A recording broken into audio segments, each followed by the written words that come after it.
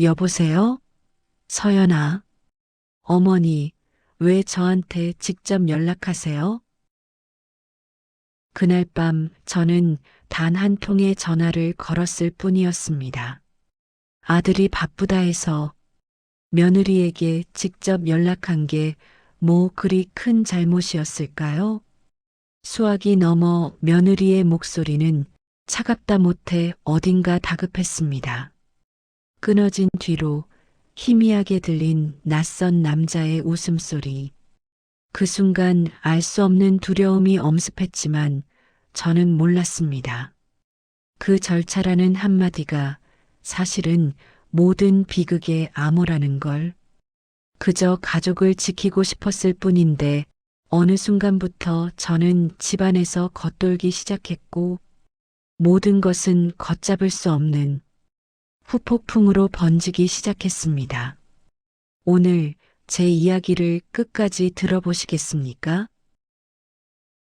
여보세요? 서연아, 어머니, 왜 저한테 직접 연락하세요? 민호 오빠 통해서 하시라니까요. 절차는 지켜주세요.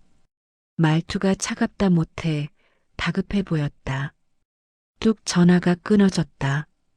남편이 신문을 내리더니 그래서 하지 말랬잖아. 나는 폰을 내려놓았다. 손이 떨렸다. 42년을 나도 며느리로 살았다. 이제 시어머니가 됐는데도 여전히 눈치를 봐야 하는 신세다. 그런데 이상했다. 며느리가 전화를 끊고 나서 희미하게 들렸다. 낯선 남자의 웃음소리가. 그날 밤 잠이 오지 않았다. 절차는 지켜주세요. 그 말이 머릿속을 맴돌았다. 내가 언제부터 이 집에서 절차를 거쳐야 하는 사람이 됐나? 아들도 요즘 달라졌다. 집에 와도 인사만 대충 하고 방으로 들어간다. 예전엔 엄마 잘 지내세요? 하며 안부라도 물었는데 우리가 뭘 잘못한 걸까? 모르겠어. 조용히 살자고. 괜히 파도 일으키지 말고. 또 그런다. 문제가 생기면 피하기만 한다. 며칠 전 아들 집에서 가족 모임이 있었다는데 나만 몰랐다. 나중에 남편이 와서 말해주길 집이 좁다고 해서 가슴이 무너졌다. 이 나이에 와서 짐이 된 기분이었다. 그런데 그날 밤 문자가 왔다. 어머니, 죄송해요. 다음엔 꼭 모시겠습니다. 어색한 사과였다. 하지만 왜일까 이 말이 진심처럼 들리지 않는 건. 일주일이 지나도 마음이 편치 않았다. 서랍에서 오래된 가족 사진을 꺼내봤다. 며느리와 처음으로 같이 찍은 가족 사진이다. 어머니, 잘 부탁드립니다. 90도로 인사하던 모습이 선하다. 그때 얼마나 예쁘고 착해 보였는지. 참 좋은 며느리 만났다 생각했는데 언제부터 이렇게 됐을까? 오늘도 아들에게 전화했다. 민호야, 엄마야. 네, 어머니. 요즘 어떻게 지내니? 바빠요, 일 때문에. 서연이는 잘 지내고. 잠깐 침묵이 흘렀다. 그러더니 한숨 소리가 들렸다. 어머니, 서연이한테 직접 연락하지 마세요. 오해 생길 수 있어요. 오해? 뭔 오해? 그냥 저를 통해서 하시면 되잖아요. 내가 며느리에게 직접 전화하면 무슨 일이라도 나는 걸까? 도대체가 절차는 뭔 놈의 절차라는 걸까? 아들 목소리도 좀 이상했다. 마치 누군가 옆에서 듣고 있는 것 같은 뭔가 불안한 톤이었다. 이때부터였던 것 같다. 사진 속 며느리의 미소가 다르게 보이기 시작한 게. 어느 순간부터 며느리도 이상해졌다. 갑자기 친절해졌다가 또 차갑게 대한다. 일관성이 없다. 비단 내 마음이 달라져서만은 아닌 것 같다. 아들도 점점 예민해진다. 예전엔 내 말을 들어는 주었는데 요즘은 뭐만 말하면 짜증부터 낸다. 어머니, 그만 좀 하세요. 서연이가 스트레스 받는다고 하잖아요. 내가 뭘 했다고? 그냥 좀 거리를 두시면 안 될까요? 거리를 두라니. 그게 아들이 할 소리인가? 속상했다. 그래도 하나뿐인 아들이라 풀어보고자 아들의 집으로 가던 중 집 앞에서 통화하는 며느리가 보여 가던 길을 멈추었다. 목소리가 다급하고 긴장되어 있었다. 오빠, 시어머니는 그렇게 해주실 분이 네, 알겠어요. 그렇게 할게요. 오빠, 며느리에게 오빠가 있었나? 외동딸이라고 했는데 이상하다 생각하며 그날은 집으로 돌아왔다. 남편에게 말했더니 신경 쓰지 마 하며 또 회피한다. 뭔가 이상한데 무슨 일이 있는 것만 같다. 그리고 어느 늦은 새벽 아들이 찾아왔다. 아들은 오자마자 며느리 핸드폰을 내밀었다. 엄마, 이거 좀 봐요. 서연이가 샤워하는 동안 급한 연락이 와서 대신 받으려고 했는데 이걸 보게 됐어요. 아들이 알려준 내용들은 충격이었다. 박도연이라는 사람에게 300만 원이 송금되었다는 알림과 그 사람과 통화한 녹음 내용이었다.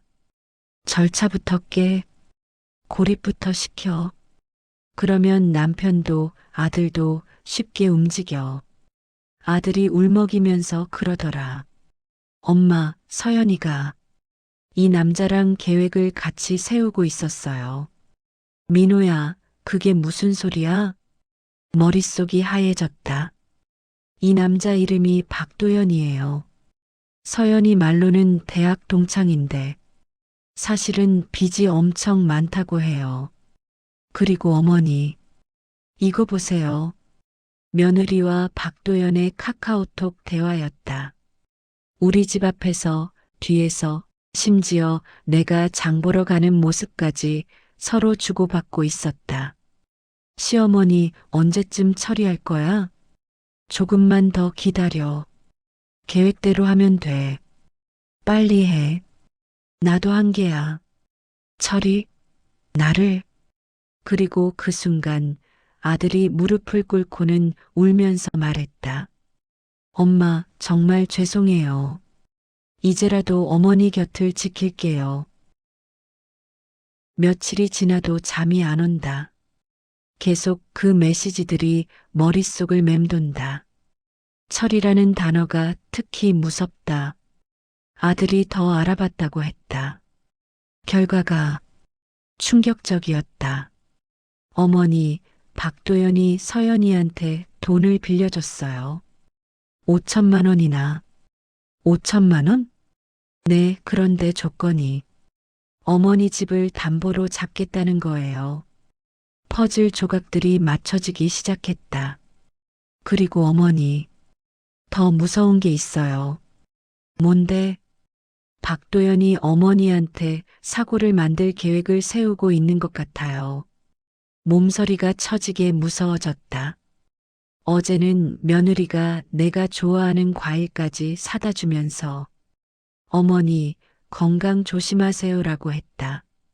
그 말은 마지막 인사였을까? 일단 더 확실한 증거를 잡아야 할 것 같아요. 불길한 예감이 들었다. 그날 밤 새벽, 집 앞에서 이상한 소리가 났다. 남편은 깊이 자고 있어서 나 혼자 조심스럽게 창문으로 내다봤다. 어둠 속에서 한 남자가 우리 집 현관 쪽을 서성거리고 있었다. 정장을 입은 40대 후반으로 보이는 남자. 며칠 전부터 동네에서 보였던 사람이다. 그 남자가 현관문 근처에서 뭔가를 만지작거리고 있었다. 문득 며느리 핸드폰 속에 있던 사람이 생각이 났다. 그럼 저 사람이 박도연인가? 그때 가스한 전앱에서 알림이 떴다. 이상 누설 감지. 떨리는 손으로 폰을 들고 아들에게 급히 문자를 보냈다. 지금 당장 와, 위험해. 20분 후 아들이 왔을 때는 그 남자가 사라진 후였다. 하지만 현관 근처에서 가스 냄새가 살짝 났다. 어머니, 정말 위험해요. 이제 경찰에 신고해야 해요. 그때 며느리한테서 전화가 왔다.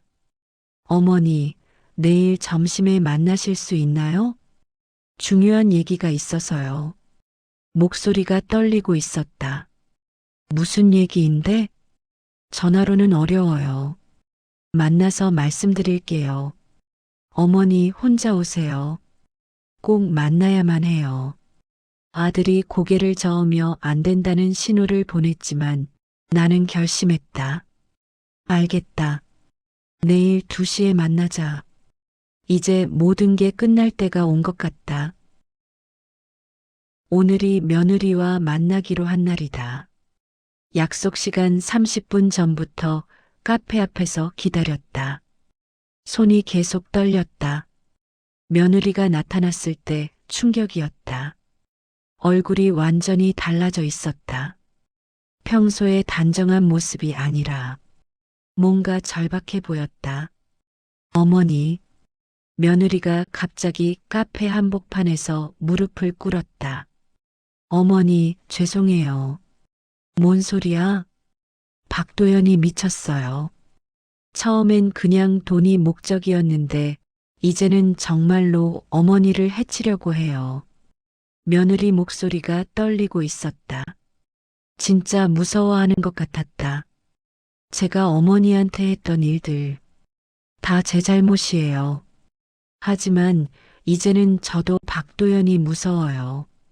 무슨 말이야? 박도연이 저를 협박해요.